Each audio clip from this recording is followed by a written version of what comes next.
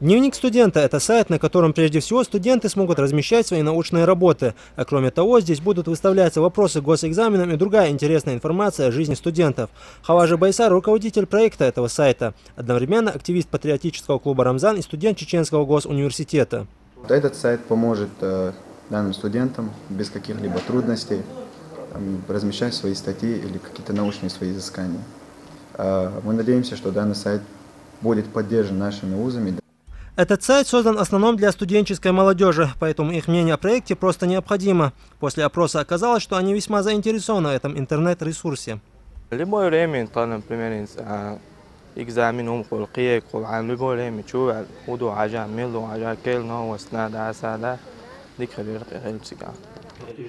Однако настоящим экспертом в этом вопросе можно считать самих научных работников.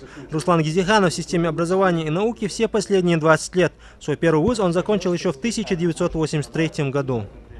Вот мы, например, или я, или ученые такого моего уровня, или вот заместители деканов, то, конечно, они имеют возможность публиковаться в ведущих, значит, журналах научных.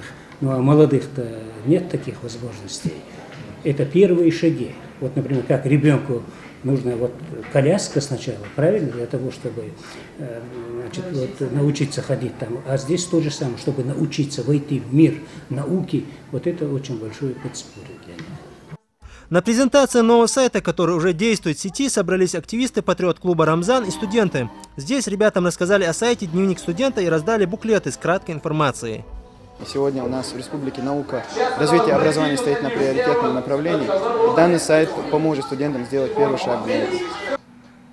Сейчас на сайте разместили только 3 статьи, но в будущем он должен стать настоящим справочным материалом по самым разным наукам для обучающихся в школах, вузах и не только. Главное то, что такой научный сайт, как «Дневник студента», стал для молодежи и самой республики не просто словами или целью, а реальностью. Магомед Изидов, Булат Абдулмуслимов, Джамал Хаджалиев. Новости.